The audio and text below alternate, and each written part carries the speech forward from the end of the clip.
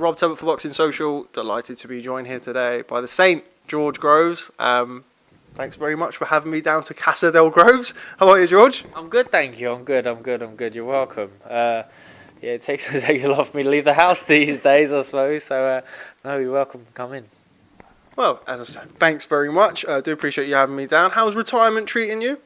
Yeah, very good. I'm enjoying myself. I try and nip down the gym from time to time to curb the damage that's being done, in the fridge and the rest of it. But yeah, no, I've been enjoying some family time, which is usually it's compensated obviously when you're in the gym. So there's definitely no urges to get back boxing anytime soon. So no, I'm enjoying myself. I was just about to say you're missing it, but I've taken enough from that to know. It's just something we just spoke about off camera. When you announced your retirement, I was very fortunate, privileged really, to come down to Wasserman and fortunate to grab a quick word with you. Was a quick word. 15 minutes, I think, is not really enough time to discuss your career. So let's do that today. Talk to me about the start, George. Growing up, pathway to boxing, as I understand you kickboxed beforehand. Just tell me a little bit about that. Yeah, so I think I was 6 or 7 when I first started. Watched a couple of the Rocky movies and was ready to go. A bit too young to start boxing because I think Dale Youth, like my local club, they said come in when you're 10. So 7 I started kickboxing. Really enjoyed it, and it was great fun. I mean, it was hard. It was really hard. They used to train me like an adult, which I think you sort of to help me along my journey. Sort of became that sort of. They taught me how to give me that champion work ethic, which I tried to explain later on. But yeah, so right up till the age of 13, I was kickboxing. It was good fun. Learned a lot of life skills. Got my black belt in the end. Took a long time. I got my black belt. And I thought I was Prince Nassim Hamid at the time because I was boxing on all these sort of like full contact sort of shows. It was pretty niche, but used to ring walk. You had like ring card girls with this, and I'm like 8 years old. Fighting for belts. It was a bit of a come down when I actually started boxing, and then like you just get in with your vest on, and then well done, you won, you get a little trophy like that, and away you go. So no, it was great fun. It was a good experience, fighting in front of really big crowds, So all my friends and family used to come and watch, even as a kid. So it was good to build the fan base early on as well, and it was good, very good. Now, when I was younger, I was kind of one of these hyperactive kids, and I got sent to do judo to kind of relieve a bit of that stuff and get me to kind of relax a little bit, I guess. Was there ever any element of that? Were you an active kid? Were you kind of rushing around and that's why you did it? Maybe. I did have that. I want to say that I always had the fair balance of being very lazy as well. So I was very lazy and lots of other elements of my life. But yeah, no, I obviously had plenty of energy to keep up. So, it was good for me because it was at the expense of homework. I never had to come home and do homework because I was in kickboxing Monday, Tuesday, Wednesday, Thursday, boxing. Then when boxing came in, I had to drop kickboxing classes to do boxing, and then boxing Sunday morning as well. So it was full on. It was really full on. But yeah, no, I loved it. Absolutely loved it. Were you always going to go into combat sports? Because you're a very sharp, bright guy. I mean, I'm sure you could have put your hand to a number of other things as you're going to do now. You've retired from the sport, but was it always kind of combat sports, or was there kind of another avenue that you potentially wanted to go down? I don't know. It was always boxing. From 7 years of age, I was going to be. At that time, I thought I was going to be heavyweight world champion. You know what I mean? That dream sort of dried up when I was 14, and I stopped growing. So I was like, I stayed at middleweight from 14 onwards. But I was always the biggest in my class. I had to lose weight to get to go in the schoolboys the first year because I think the highest weight category was 57 kilo, and I was like 62 by the time I had to dry out for it. That's how long I've been making weight. So yeah, but it was always boxing, always boxing. I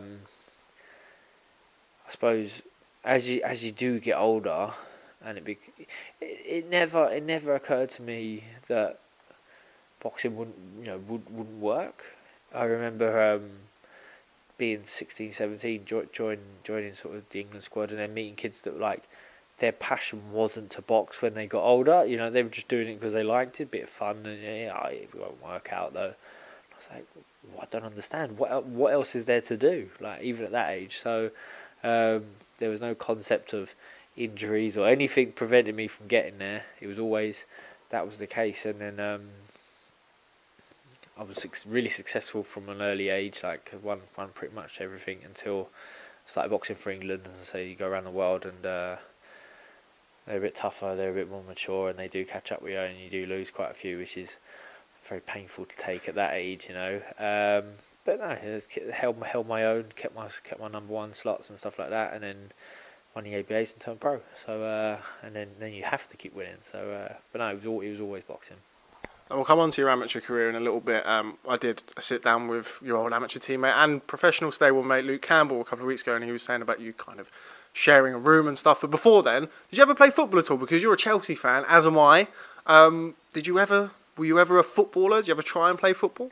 I was useless at football. Always was. Like, and I wish I wasn't, and I really wish I wasn't when I was younger. I'd love to have been good at football, but I was athletic, I was fit, I was strong, I was good at, I turned my hand at everything else, good hand-eye coordination, stuff like that. But football, just biomechanically, I just think I'm not made for it. Do you know what I mean? I'm all calves, I'm always up on my toes, I had no control. You know, you wouldn't mind sticking me on your team because I'd just keep running and just be annoying and that. But in terms of intricate passes and shooting on target, just couldn't do it. So yeah, sadly for me, I wasn't one of them kids who I had trials, you know, trials at Fulham or trials at Chelsea, trials at Mill. No trials. No. So I couldn't get in the school team, couldn't get in any team, couldn't play football. Let's talk a little bit about Chelsea growing up, because you're only a couple of years older than me. Feels like in my head, you not in a bad way, you seem a lot older than me because I've watched you for so long. But I think like you've probably, I don't know, you probably haven't come into contact with us because you're a professional fighter and you can knock people out. But I always get levelled at me about being like a glory hunter, being a Chelsea fan. What's your earliest memory of supporting Chelsea? Well, earliest memory. So all the kids in my primary school class supported Chelsea or Fulham, and I was a glory hunter, I suppose. I went with Chelsea. We won the FA Cup that year and beat Middlesbrough, and it's probably one of the earliest memories I've got of watching them, like on TV. And you know, my dad supported Arsenal, but not avidly. You know, he don't really go to the games. Hit and miss. He you know. Me and him, our weekend was more about watching the results come in and a little accumulator bet going. That was more fascinating to us. But then when I turned about 15, 16, my uncle, my dad's brother, and who's avid Chelsea season ticket holder, always has been, found out, and he just all of a sudden I was wonderful. Like, I mean, I always was to him, but it's like, oh, he's all right. He's one of us. I thought he was awesome. He's not. He's one of us. So he you know, started going to the games with my uncle and my cousins and stuff like that. So that was that was great fun. But yeah, up until then, we were a decent team. Decent team then. I think Abramovich must have been in by then. But yeah, we used to get to the ad hoc game before he was in, and then but. Yeah, maybe a glory hunter. I don't get too many games now, and we're not so good now, so maybe I'm a glory hunter. Who was your favourite player? I think I'll probably know the answer to this because you're of kind of my generation, as it were, of a Chelsea fan. Who's your favourite player? Yeah, well, like, you get asked this question a lot. Obviously, as a kid, like, young kid, you know, if you're Chelsea, you're Zola. You know, you love Zola. He's just an amazing player. Like, you might not even understand why, but that it gets explained to you enough times. Yeah. You know, how much of a genius he is. But then when I was starting to go regularly, it was Frank Lampard. Do you know what I mean? Just such a fantastic player. To score that many goals from midfield, just be an outstanding player week in, week out, and build a team around him. You know, a fantastic team. You know, a champions team. So yeah, I love being around him. John Terry's a fucking hero. You know, I've seen him. He's a boxing fan. I've met him a few times now. Lovely guy. So yeah, you know, good old Chelsea boys. Now, something that you kind of carried with you throughout your career, at various different stages, the one that sticks out the most is after you boxed Jamie Cox. There was kind of, you were talking about wanting to fight at Stamford Bridge. Do you ever regret not doing that? Is that something that, I mean, I'm sure you don't sit around at home thinking, oh my God, I can't believe I didn't box at Stamford Bridge, but it would have been nice, wouldn't it? Yeah, it would have been nice. I mean, there's no... they don't have boxing there regularly, so like it's not like, oh, there's always boxing there. Everyone else has done it and not me, you know. And I don't think it would ever happen. Do you know what I mean? If I was the owners at Chelsea, I wouldn't let me and all them people on that precious pitch, you know. But it would have been lovely just because I would have packed it out with all my people. Do you know what I mean? It would have been it's a fantastic venue. You know, it would be as well for boxing in that part of London that I'm from, so that would have been great. It would have been nice, but I probably knew it was never going to happen, you know. So I remember being at a press conference and you mentioning it, and me kind of thinking, like, "Go on, George, like really force the issue," because that would have been great for me as well. But sadly, never happened. You never know. You could return at heavyweight. You could make a heavyweight return at Stamford Bridge. Looked at my belly when he said heavyweight. Yeah, maybe we could heavyweight. But probably not. Yeah. Fair enough. Back to the amateur background. As I said, I spoke to Luke Campbell. Said that you were roommates. How was that? I mean, Luke's now I've come to. I don't know Luke very well, but I know him enough to know he's quite a quirky guy. What was that like living with Luke Campbell? So it started off at the very start. He was the smallest kid on the team. Like he was, he was stick thin back then. He's filled out a bit now. He's got some guns and that. But back then he was stick thin, and he kind of had little man syndrome. Do you know what I mean? He was sort of wander around and he used to talk a good game. It was like, well, you know, but he was a good fighter, like everyone else. So you're a good fighter. You know, you gain the respect of everyone else. And that first year, I think him and Anthony Ogogo won gold at the Junior Olympics, which is funny because they both went on to the London Olympics and medalled. So Luke won gold. That was a funny old trip. We was in Texas. We stayed in a motel for like 2 weeks. We was going for runs down the back of this motel, down, you know, through wasteland, trying to dodge crocodiles and mosquitoes and everything else. But come the end of that calendar year of the tournaments, we ended up in Russia for the European Championships, and we all medalled. Me, Ogogo, and Campbell. We all ended up with bronze, and you know, it was sort of we were the lads, and then us three got brought on the following year, and quite a lot of the lads didn't make it through. So it was we became really good mates, really good mates. He came down and stayed with me for a couple of weeks as an amateur. I think it was around the time we were both in the ABAs, or maybe just before, because his gym was sort of shut for a little while. So yeah, he lived with me for only a couple of weeks, but it was good fun. Brought him down. Dale. So that's, you know, we've had 2 Olympic champions at that gym now. Because I'm claiming, obviously Campbell as well as James DeGale. But just a lovely guy. I visited him while he was during the London Olympics. They were staying in Stratford in one of the apartments. Went down there just to grab a coffee with him because he's from Hull. You know, I hardly ever got to saw him. And now it was great. You know, obviously I'm not in the gym as much now, but to have him in training with Shane, I vouched for him with Shane. I vouched for Shane with Luke. I was like, he's a really good guy. He trains hard. He's, you know, and he's a very talented fighter. Like, likewise, I'm sure they made up their minds between each other anyway. But you know, I said, like, Shane's a good guy. You know, he got me over the line. You know, and there's a lot to be said about that. Good trainer. You'll get on just fine here. And yeah, I think all boxers are quirky to a certain extent. You know, he's a you know. Plus, different people from different parts of the country. So like they're almost like a different culture. You know, but for a full-on northerner Yorkshireman, you know, from Hull, he fits in pretty well down in London. So he's doing all right. Anthony Ogogo and Luke Campbell obviously went off, as you say, went off to the Olympics and medalled. Was there any part of you that wish you did that? Why did you turn pro? Why was the Olympics not for you? No, I was.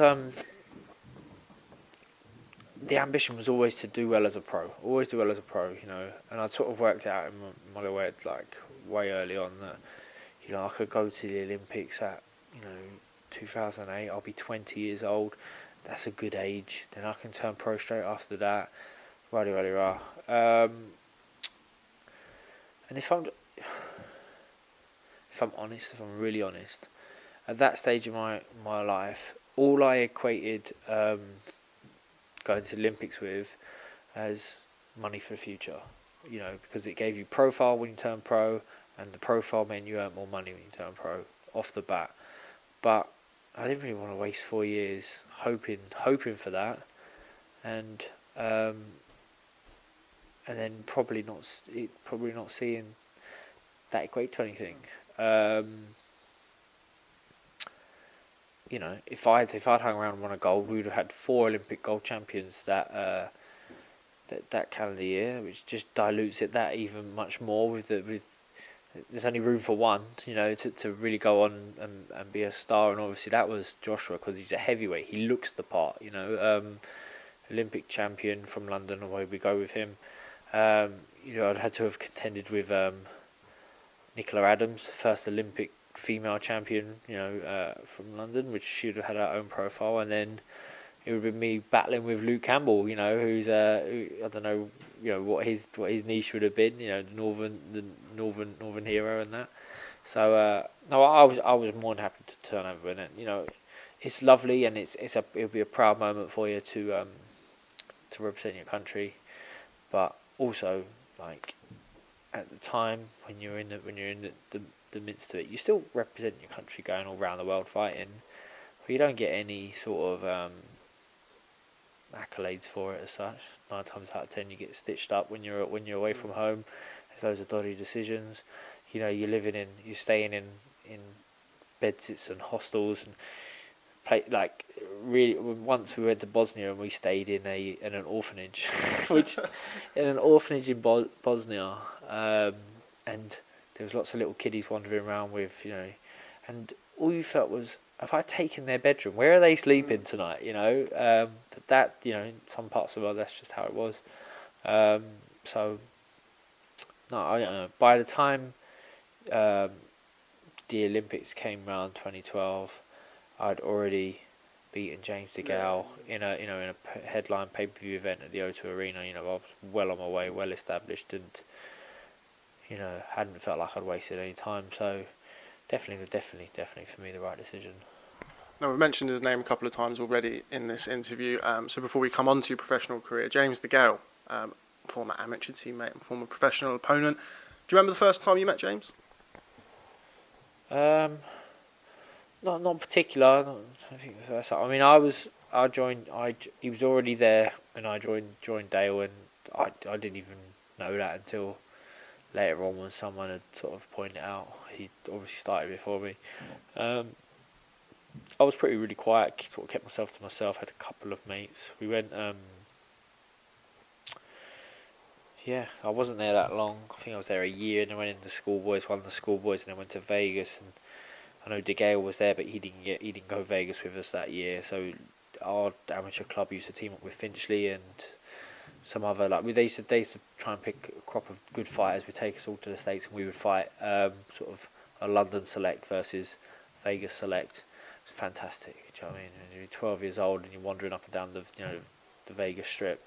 We used to fight. I think the first few years we boxed at the Texas station, then we moved to the New Orleans, and they said the atmosphere there was better than some of their pro shows because obviously lots of kids are going out there fighting. Their parents come with them. It's Vegas, any excuse. So you're going to have a nice time, and it was real sort of like a mini invasion. So going out there. So we used to love that. But James was just a bit part player. He was in the gym, but he was very lazy. He wouldn't train hard. At the end of a session when you're a kid, you've got to do your groundwork, which is like 20 sit-ups, 20 press-ups. He wouldn't do it. He couldn't do the runs. He was chunky. He was a fat kid. And then at some point, I think he was probably about 14, 15, maybe even older, he decided to sort of take it seriously.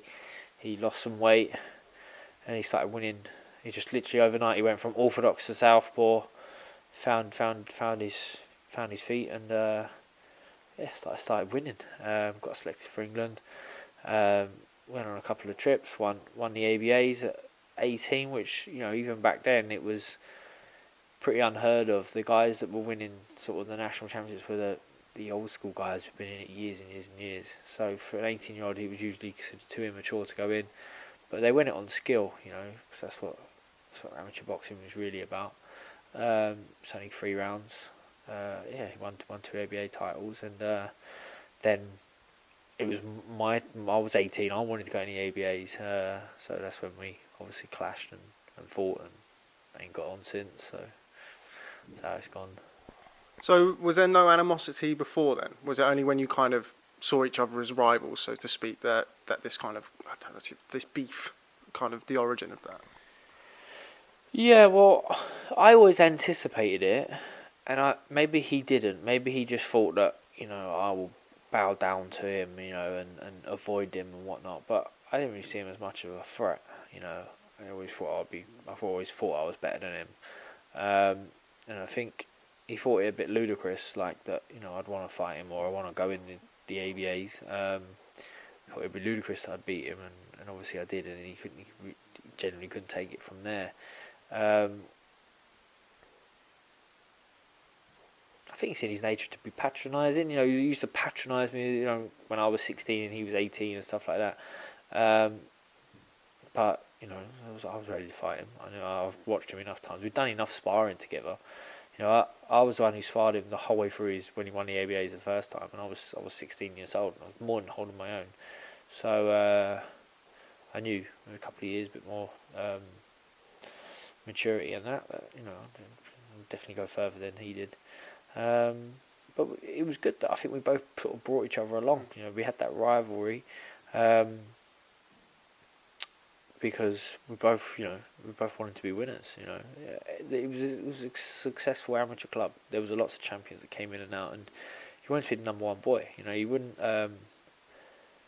be there was no real place for the proper arrogance, and I think he had that, so that's why he didn't really fit in as much. He wasn't as liked as much as I was, because it is still a team event. You go and support the other lads, you know, who are fighting, because you wanted your club to do well. But yeah, he was all the time. But he was never really my cup of tea. Even like now, he wouldn't be my cup of tea if we never boxed at different weights. You know, I watch him on TV, and at times I do think he's a bit of a prat, and, you know, he says some silly things, and he's as I say, he's just not my cup of tea. So I don't think we'd ever be really, really close mates at all. But I wouldn't have anything against him. But we were rivals. We were the same weight. We had to compete against each other. So that's how it became what it was. How did you feel when he won gold? Any messages exchanged? Happy for him? Not really bothered?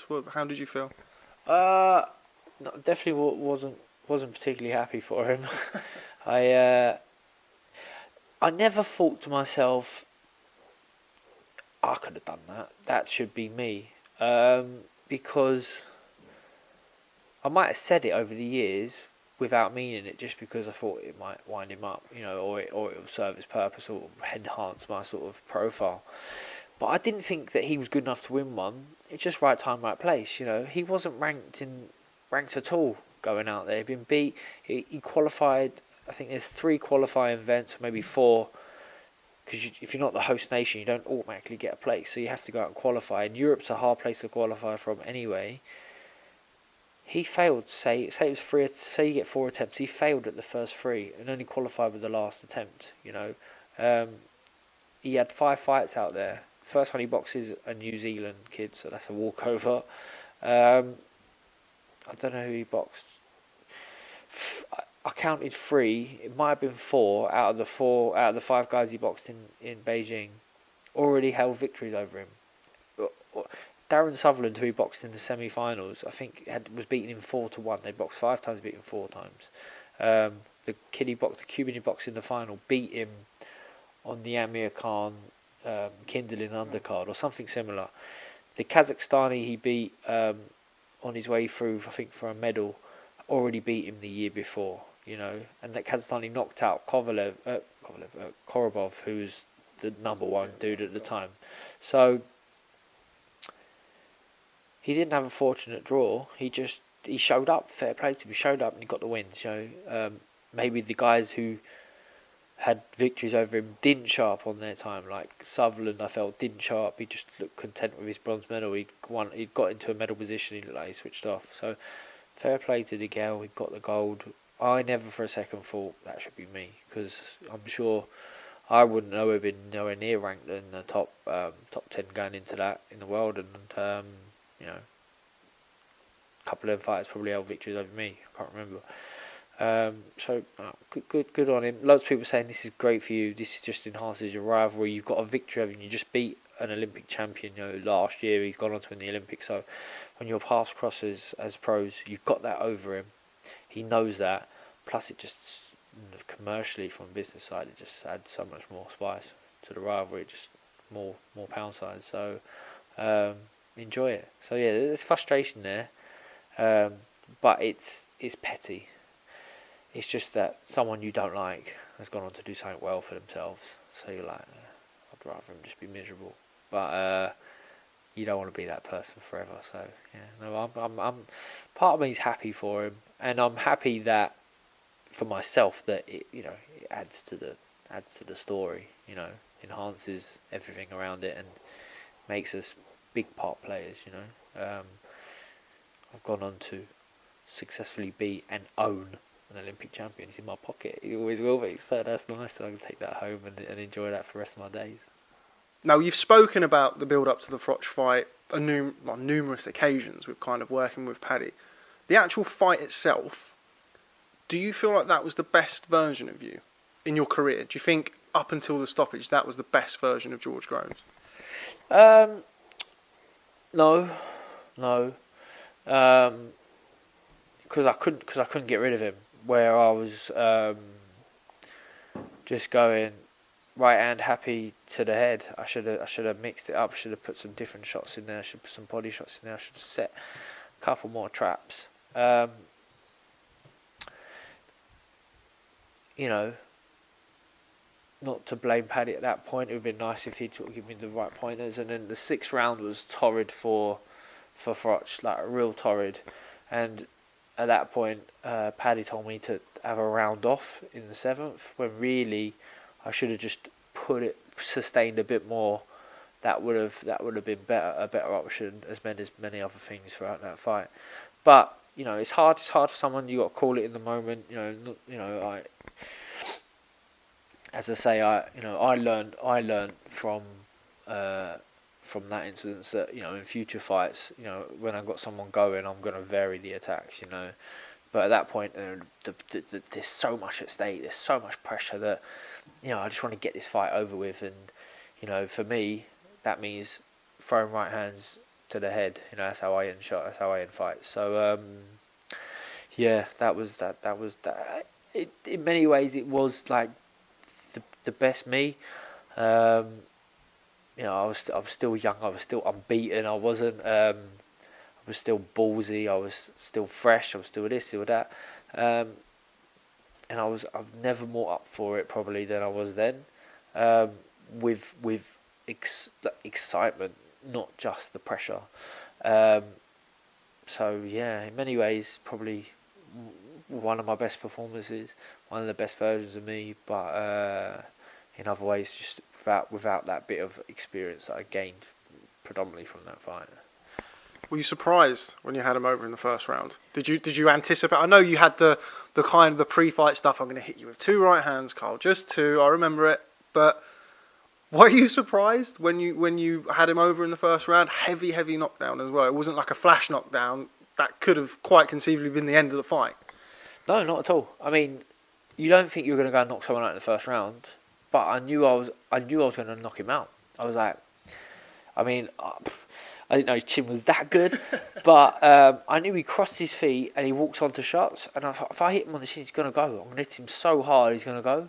We've done sparring before, and like, The problem sometimes with boxing. So we went up to Sheffield and we sparred at the Olympic camp because he was trained by Rob McCracken, and obviously he trains all that. He gets sparring with all them amateur guys, free sparring. Fantastic for him. Great stuff. Great facilities. I'm sure he pays a lot of money in gym fees, or he did.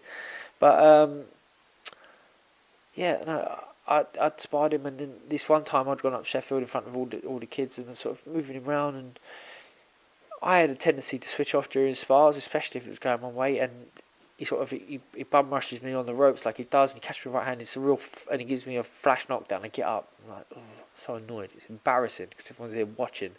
I just carry on. But I've done plenty of other spars with him where he just couldn't land a glove on me, and you can hit him at will. I started thinking, well, when I'm switched on and I'm on it, this is what you get. Same with the Eubank spars. When I'm switched on, this is what you get. When I'm not, other stuff happens, and that's my problem. I switch off, But during a fight, I have been guilty of switching off at times, but this fight, I make sure I won't be switched off, And in the build-up, I wasn't switched off. Much like the DeGale build-up, on it for everything. I want to have I want to be engaged. Like brain is just firing on all cylinders. Because if you've got a verbal battle, I'm waiting to catch him for something, so I'm gonna jump on him. I'm gonna jump on it. This, that. When it's weigh-in day, the shirts are off. I'm head to head with him, like going right up. I'm confident. This is me. I'm ready for a fight. The ring walk's always the same. The ring walk's a power ring walk. We're going for a fight. I'm ready. I'm getting stuck in. I'm not la-di-da wandering, meandering my way to the ring. You wouldn't do that in any other situation of where you're about to have a fight. You're on it in. Always to a certain degree, trying to be conscious of how it looks. I remember jumping in the ring and just being me, Paddy. It was Paddy's fighter who was sort of doubled up as security that night in the corner, and I think it was just us three in the ring. If I'm going to stand in the ring and just stare at him, I thought this is going to look really good. First of all, he's going to think, he's a lunatic. What's he just standing there staring at me for like that on his own? As well as me thinking, this probably looks really good on TV. This will be good. Hopefully someone gets a photo of this. And yeah, the first round starts, and I don't know. I didn't for 1 second think I was going to chin him in the first round. And the 2 right hands was just the fact that I wanted to know that I'm going to hit him. I'm only going to throw 2. I meant I was only going to throw 2 the whole round. He took it as a double right hand, which I'm glad he took it as a double right hand because it ended up being a sort of a right hand followed by a drop back right hand that put him over. And I've got a great photograph, and everyone in the front row. There's my dad. There's members of my team. Everyone else is like, so they're like, yeah, my dad's jumping up and cheering, and I'm just like, because I just thought, no shock here. There's no shock. Neutral corner. Didn't want to gas out, so I'm thinking, right, I'm gonna make it. I'm gonna come in. I'm gonna feint him, twitch him up. I'm gonna try and get him to punch again, and I'm gonna hit him.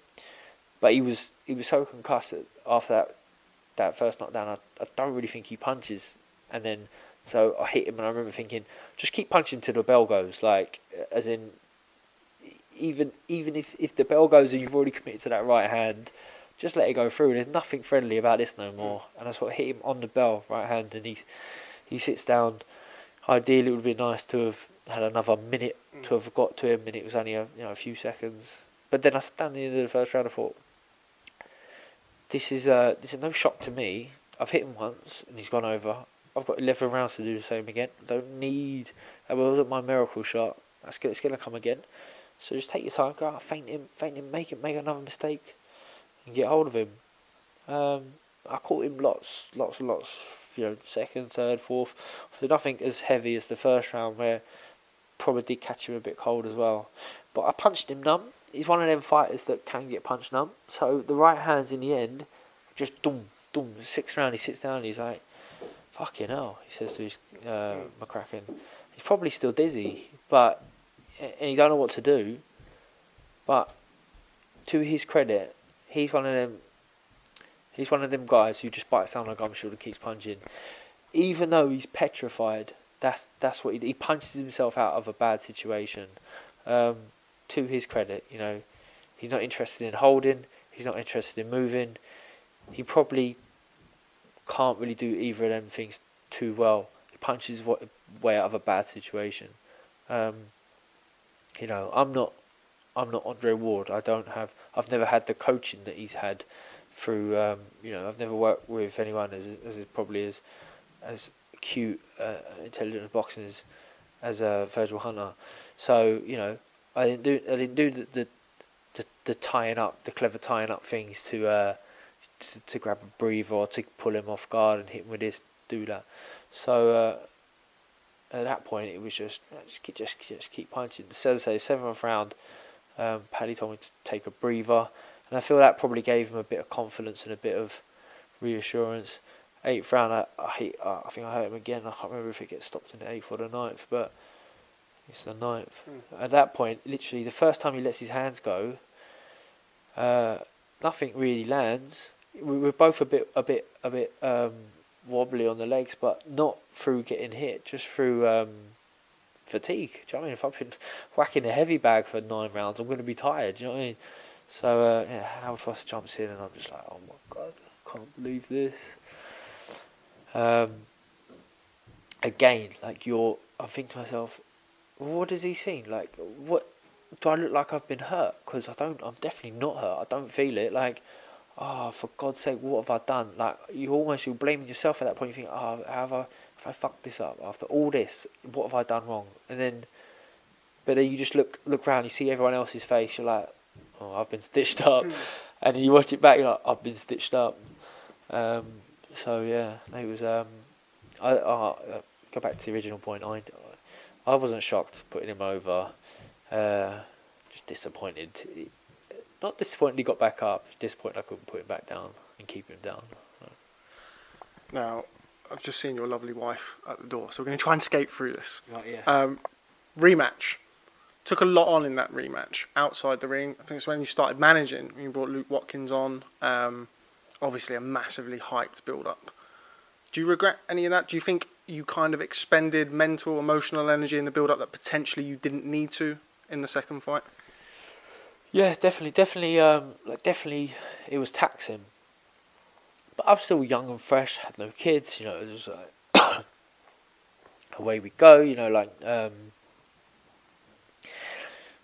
some of the media obligations I took on were draining. Like some of them, I was like, oh, you know, one day we was in Sky for 6-7 hours, and I know because the last thing we did was the face-to-face one, which I wanted it to be really good, and I still haven't watched it because I know at the time I didn't perform satisfactory to me, and it's the one where you stand up and we do a little handshake and he push and pull, and I'm like, I just want to give him a strong handshake. He interprets that as I'm going to yank you across the table, and then you're trying to think like, what does this look like for a split second? And while that split second kicks in, you're like, you know, you might. Then you're thinking, I now look like I'm hesitating. I always had an answer. I always knew what was coming my way, but like something like getting pulled across the table, I didn't. So I was like, I don't have an answer for this. I just have to let that go. And that sort of, can't remember if that was at the start or the end of the interview, but that sort of half sets me off on the wrong footing, as well as me being exhausted, like mentally exhausted after doing so much media that day to that point. But did it have a bearing on the fight? Not sure. I was in great condition. I trained really hard. I made time for the gym. I always, tactic wise, I think that was just the wrong thing. That I should have jumped on him from the start. Carried on from the first fight, where that's exactly what I said was going to happen. That's exactly what I promised everyone was going to happen. But really, my agenda was just to box him and catch him late. If truth be told, I think my team didn't really back my conditioning properly. I started to relieve more and more conditioning. So basically, the first fight, I designed my training program. I said, "What time we're coming in training?" I did all my conditioning sessions. So I'd bring in the strength conditioning coaches, and I say, "Right, this is the run I'm doing tonight. Can you time me?" Do you know what I mean? No one wants to be a stopwatch monkey. These guys have got degrees, you know. But that was what I went to do. That was the only thing that made me feel comfortable. The specific strength stuff, I'd give it a general. I say, right, I want to get strong in these movements. You know, I want to lift heavy. This is going to be, I'm going to train, do my strength Tuesday, Saturday. You come up with something within those parameters. And that's how it was the first fight. Second fight, obviously where I'd lost, I tried to give up a bit more sort of leeway, and it was fine. It was still fine for the second fight. As I say, the game plan was the wrong game plan. That was the big issue there. Really, is that why did I let him off the hook? Why did I not try and hit him and buzz him early and then jump on him? Because I could always hit him, but whether, as I say, they were trying to conserve energy, come late. I'm not that sort of fighter. Do you know what I mean? I'll fight from the start and I'll fight till I'm exhausted. You know, that'll be it, and I'll just get through the rounds. Media wise, I took on a lot, but at that point, you know, I couldn't have done that later on in my career. It would have been just too much. But at that point, I don't think it got in the way of the gym work, and I feel it had the benefit of making it a super fight, which in turn made me a big name in boxing, and it's why I can still sit here now and do interviews, because we made some history, you know. And off the back of that, there's not many other fighters out there who win a world title at the 4th attempt and people care about him. You know, it's because I had back-to-back defeats and Cage Froch in massive high-profile fights. You know, a year later I'm fighting on an undercard in Vegas that no one should really care about, against a guy who people didn't care about, but people did because of what had happened before. So everything was worth its while. You know, I think definitely would have been nice to have won. It would have been nice to have just not got knocked out, but you know, so be it. You know, so be it. It's I learned a lot from it, and I think it's made me a better human being for it in the long run.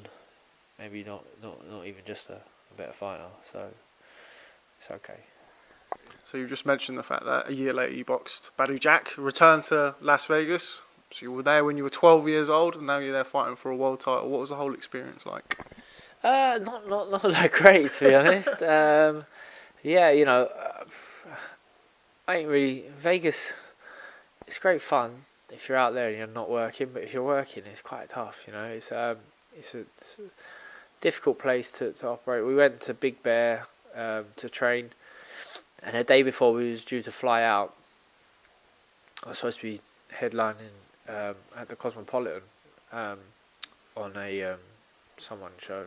Don't know if it's an Al Heyman show or something, but that got pied, and then we got pushed back 3-4 weeks to fight on a on the Mayweather, which was his last fight at the time, card. Chief Support. So I was like, alright, we can't really change our travel plans now, so we just have to spend even more time out in America. So we did that. Hindsight, it was just way too long, but it was out of our hands because it was changed last minute. We couldn't really do nothing about that. Literally, it was hours before we were due to fly. It would have cost me an absolute fortune to change all the flights. I'd already paid and booked all the gym and the travel accommodations, etc., etc. So, yeah, we went. I think I peaked too early for that fight. I couldn't get to grip with the altitude of Big Bear. So, but really, what had happened was I'd wanted to get it right so much that time that I got fit too quickly. I got light too quickly. My best spar was literally before we left. By the time we got out there, nothing was really flowing too well, and I just put it down to the fact that it's altitude, so that's why I'm feeling flat and stuff like that. And then just got really homesick, which I don't get as such. You know, when boxing's involved, and that's the reason for it. I don't get homesick, but that time I got really homesick. Obviously, the pressure of it being your third attempt at a world title was kicking in. We'd studied Badou Jack. We knew that he wasn't as bad or as that ordinary as people were making out. We knew that, you know, just because he'd only had one loss at the time, which was a first round stoppage. Where he obviously got caught cold. That it wasn't just a knockover job. Still was really confident beating him well. But you know, it was strange. By the time the fight came round, we went to Vegas. People saying, "Oh, you're so excited! You must be so excited to fight on a Mayweather card." It's like, I've boxed at Wembley Stadium. Do you know what I mean? 80,000 people, like, ask Carl Froch. You know, it's like, it was a big deal. This is a come down, major come down for me. I'm doing it out of necessity. I'm hoping this is going to now open the door and I'll be back where I want to be. I'm chasing it for now for nearly 2 years. Like, I'm on the catch up. Like, so, no, it's not a big deal. I don't care. Couldn't care less. In fact, it's a major inconvenience because you won't give me enough wristbands or everything else that goes on, you know, in the States. By that point, I'd lost sort of a lot of faith in Paddy as a coach. I didn't want to change coaches again, sort of just before a world title fight, like I did for the Froch one. You know, I just thought, let's just get this and then we'll move on. We were reassessing it. But once you're world champion, it's going to be so much easier. I thought I still had enough. Ignorantly, I thought on my own I'll still be good enough. But I wasn't nowhere near. You know, that's you spent so long and people saying, "Oh, he ain't the same." No, he's not with Adam Booth. And then you felt like Adam Booth was getting credit for my work, my hard work. So I wanted to go it alone and prove people that I'd do it all myself. You know, but it's not really ideal. There's a reason why you have a support network, a team to sort of to get the best out of you. So you know, at that point, because I'd stopped listening to Paddy, I started focusing on the wrong things, stuff that I could control, like getting light. I could control my weight, you know. So more and more of my sessions were becoming about weight, you know. And my weight was already in a better position than it ever had been. So every week, you know, when I'd lost weight, I saw it as a big win. So the runs got longer. I took more and more power-related sessions out of my sort of camp, and it was more endurance-based stuff. That also complemented the stuff that Paddy was getting me doing, because all his stuff was all high endurance. He wanted to throw more combinations, which again don't really suit me. I'm not a bantamweight, you know. I set traps and I make people pay. So having that in the long run, of course, having that is an added benefit, you know. And just sort of found a happy medium once I went with Shane, but till that point, you know, it started off.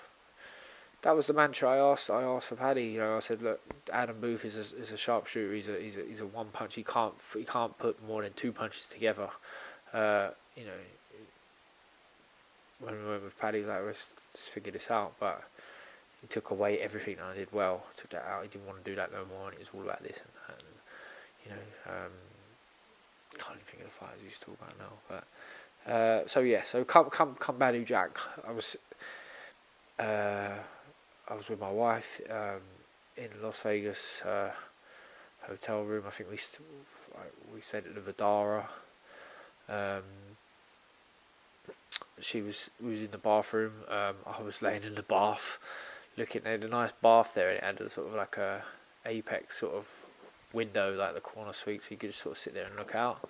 And it's sort of time to reflect on what's going on in your life. Vidara didn't have a casino, so that's why they probably have those reflecting bathrooms, because if you just lost all your money downstairs in the casino, you wouldn't go upstairs and reflect on it.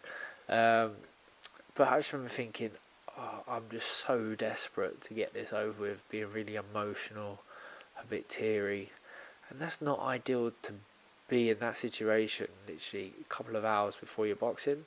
You definitely don't want to be in the bath soaking, it's just going to make you tired. We thought we'd learned from our mistakes before, so we insisted on a private dressing room where we wasn't prepared to share. Thinking this can't be hard at the MGM Grand, they must have like thousands of dressing rooms. They didn't. They gave us literally like a toilet cubicle to warm up in. As I'm about to do pads, Barry O'Connell dropped a bucket of ice and water on the floor. Like, not his fault. I was like, okay, so we'll just do pads in this little corner over here. Fight came, they didn't play my music, they played some other random ring entrance music. You know, it was like the old me would have been, right, well, I'm not ring walking until they play my rap music. And I thought I was the old me, so I started and I was like, I'm not ring walking until they play my music. But after about 45 seconds and my music wasn't going to kick in, I was like, let's just go. And that's literally how I was feeling at that point, and that's why I didn't win, you know, because it was just like, part of me was beaten, you know, part of me was just like, alright, well, I'm no longer that invincible person that I was in the Froch fights, you know. I'd now been almost conquered, and I was just ready to. I was just wanted this chapter over with. I was sick to death of being the guy who hadn't achieved, and obviously since the time in between losing to Froch 2 and getting to Badu Jack, you know, they asked me. I do interviews. I'm aware of what I say and what people are going to think, and then one of the first interviews is like, so what do you think about the Froch fights? And I thought, I can say, well, I still think I'm better than him. And I knew I would get a massive backlash for it, but I thought, I'll time to do it anyway. I still think I'm better than him. And it was just like, oh, you just got ironed out, you deluded, the rest of it. So that just made me angry, just give me the ump, you know. I'd gone from selling out Wembley Stadium, career highest purse, you know, on the verge of something, to not being able to fill Wembley Arena next door and fighting for free. I was on a percentage of profits and the show made a loss. Got nothing. Then I'm fighting on the undercard of Bellew Cleverly, just to keep pace, you know, just to keep relationship good with Sky. They're not going to give me my own dates. They're not, you know. It was a fight where I was on a percentage of profits, so the money was okay. The show done better than it should have. But it was like, just to keep me happy, I need to do this every month, and that's not going to happen. So let's just concentrate on winning this world title, and then if it's going to come back to life. And it was like 10 months later or something silly like that before I actually fought in Vegas, and then lose a split. So it's like, okay, right, do we just nip this in the bud now and call it a day, or do we try again? Obviously I did decide to go it again, but it was that was a terribly low part of my life. Like everything, the build up to the Jack fight, the fight itself, and then obviously directly after. Part of me was at peace because it was like straight away the next day I said to Paddy, thank you for your time, because it's important to thank people for their time, even if you think their time wasn't worth it. But I said thank you for your time. I appreciate you've done your best, you know, and maybe part of me didn't want the confrontation of saying, why did you make all these stupid decisions? Why did you let me down in so many other ways? But then, you know, at that point, it's like, I'm not that person. If my parcel don't show up on time, I don't call and leave an angry voicemail with the customer service team, because I know he hasn't really done it and he don't really care. And it was the same with everything else in life for me. And it was at that point, it's just like, no, I'm going to thank you for your time. Tell him we're parting ways. I'm going to have a break from boxing. In fact, I kind of even bottled saying we're going to part ways. I just said, I'm having a break from boxing. We all understood it. It was like a nod. Got up, shook hands, away we go. He was Paddy, like many other trainers, many other people I've come across, a bit away with the fairies at that point. You know, he had gone on a meteoric rise as well as me. I feel like if I'd ever lost the plot, maybe in the build up to Froch 2, definitely after lost my way. Paddy lost the plot literally the second that we lost the first Froch fight. Meteoric rise to you know, for him, and something that, you know, he had no experience of, and certainly couldn't deal with. Started having grand plans and wanted to manage fighters, promote fighters. Everyone in the gym who came through wanted to turn pro. I straight away I'm like, that's great. I like those ambitious people. I want them to be part of them. But then I realised, oh well, actually, it's not. let's just concentrate on what each of us need to concentrate on. So to be fair to Paddy, he came in. I'm always forever thankful for him for coming in for the first Froch fight, and I don't hold anything against him for everything that went on afterwards. I don't think he was really cut out for the job, but at the same time, he's not going to walk away from the job. I'll give it to him. It's up to me to say, right, it's over, not him. He's not going to... I don't expect him to amicably fall on the sword and say, you know what, I'm just not good enough at this, I'm going to go. But so he hung on in there and I let him. So that was that. But yeah, I can't remember what the original question was, but a very low point for me. The worst moment was the build up, the fight, and the loss to Badou Jack. Being so close as well and giving it away, throwing it away. It felt like when I didn't need to, you know. So. Now after that, obviously you hooked up with Shane, and I've spoken to you and Shane about that. So that's kind of a point where I can kind of skate over. Eddie Gutknecht fight. That, I mean, I actually spoke to Senior about this yesterday, because obviously he had his own experience with Michael Watson, and he kind of said that it took something from him as a fighter. How much did it take from you as a fighter?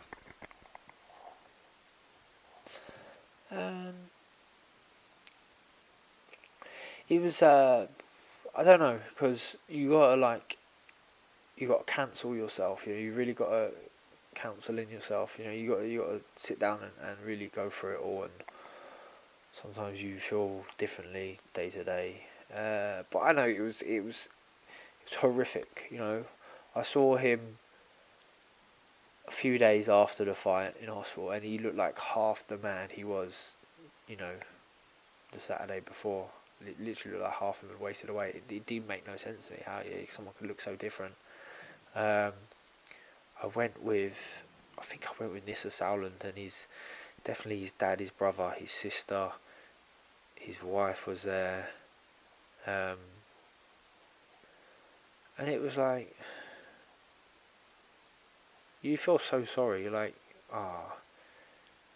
you feel responsible. You feel like this is my fault. I should have. For a while after, I was thinking, did I know? Did I not? Is there more I should have done? Should I have just said, nah, that's enough now? You know, demand it, pull him out, and then you start thinking, am I being selfish? Am I just saying that so that, you know, I could have that satisfaction of being in the know and knowing the right thing? And did I even really know it, or did I not? If I did know it, why did I, you know, continue, you know, punching him in the head, whatnot? You know, I put my knees before his. Plus, it was on a Cyclone show, so no disrespect to the guys, you know, I love them to death, but they're like, it was Channel 5. It was just a keep busy fight. They know that. You know, it fulfilled their obligations. It fulfilled mine. Eddie Gutknecht, I was already in line to fight for a world title. It literally was just a keep busy fight, a bit of a payday. It was unnecessary. So that was like, right, just put everything in perspective. It's like, well, I only really want the necessary fights from now on. It's the reason that I've stopped now. And I am. It's just, yeah. It was a horrible thing to be a part of, and still is. You know, still is. Did you have to, as best as you could? I mean, I appreciate it's impossible, I'm assuming, to kind of completely eradicate it from your mind. But did you have to make a conscious effort to try and shelf it as best you could while you carried on fighting? Yeah, I think as time went on, it was easier to not be at the forefront of my mind, like during training and during fights. He was still on my mind during the Chudinov fight. I know that because I remember feeling it straight after. Because obviously Chudinov, I just kept hitting him, and he just seemed to not be sort of phased by it. I was hitting him a lot harder than I was hitting Gutknecht, and so it's like, but everyone's different. There's different circumstances. I think there's different preparations. You know, a lot of the time, people have pre-existing conditions that haven't been discovered or disclosed. Something can happen in training camp. Something can happen in the fight prior. It could be the way you've made weight. There's lots, and the sport's changing. The fighters are becoming better athletes. The gloves are becoming a little bit more specialised. Even down to the checks, the health checks are sort of 50-50. They like you to do all these check weights, but if that means if you've got to make weight once, that's healthier than making weight 4 times, because we don't live in an idyllic world. It's not, oh, he's made that weight sensibly, he's made that weight sensibly, he's made that weight sensibly. I'll get in a lot of trouble for it, but I have to cut a lot of weight every time I have a check weight. So I went from making one weigh in 24 hours before a fight to making that weigh in and then a 3-day weight check, a 7-day weight check. So I'm in the gym sweating, drying out, trying to rehydrate marginally, not too much, for now a 7-day period instead of a 24-hour period, because I ain't going to stay dry for 7 days. So I'm going to go up in weight. Let's go back to the gym, make weight. Up in weight, go back to the gym, make weight. The night before the weigh-in, make weight. The morning, make weight. Finally get down, make weight. Try and rehydrate for the fight. And I think these guys, you have to sometimes chop and change weight divisions for the opportunities for the big fights. Sometimes guys balloon up, to go up a weight and then they come back down. I think that that as well is something that needs addressing, because you say don't do that, but it's going to happen anyway. So if it's going to happen anyway, it needs to be addressed. I cheated the system in that I dried out a load of weight to make the weight. So fight night, I'm not 12 stone. Most people are not 12 stone. They do weigh-ins now on the weigh-in after, and they measure what they are. IBF put in a £10 weight limit. That's why I never want to fight for the IBF World title, because I'm vastly more than £10 heavier fight day. So I don't want to fight having only put on £10, and I can't change weight division. I spent a whole life getting myself into position to earn money, to get a ranking and everything else. I can't, if I naturally get bigger, it's my sad story. I've got to do it as healthily as possible, do it as right as possible, but also to be as effective as possible at the weight, so that I get the wins, get the performances. So I huge super middleweight. And it's like, yeah, but I'm not as big as some guys, and as some guys ain't as big as other guys. It's just some people are just different. So yeah. Anyway, Now, you've been involved in some of the highest profile moments, and from the Rubik's Cube to the press conferences, you've said and done some things that really do stick in the memory. I think one of the biggest memories that I'll have of your career is the post-fight interview with Chulinov.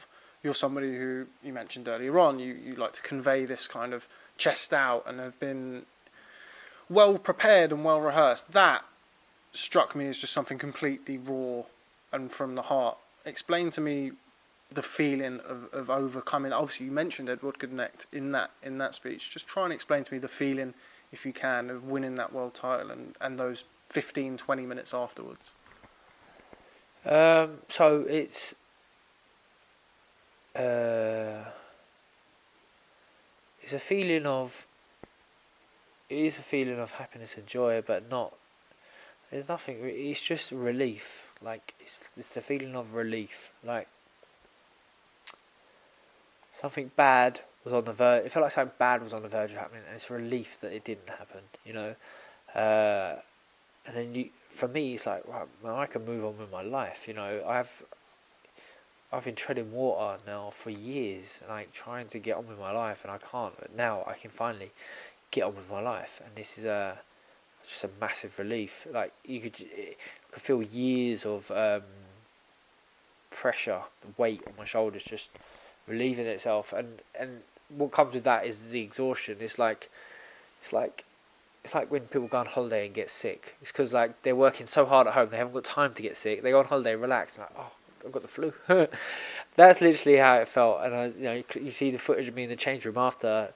We're not jumping up and down with champagne, celebrating. It's just like, it's very quiet. And that's because everyone's been through that journey with me, you know, from my wife, my solicitor, my physio, Shane and the boys from McGuigan's, you know, even my security team. I've had them on since before DeGale, with the same faces just there, as well as some real close friends and family. And everyone's just like, oh, wow, thank God, brilliant. As well as I've got a broken jaw and cuts over the face, you know, it's got to have... got to get stitched up like a mailbag in the back of, you know, Sheffield United football ground and that. So yeah, it was just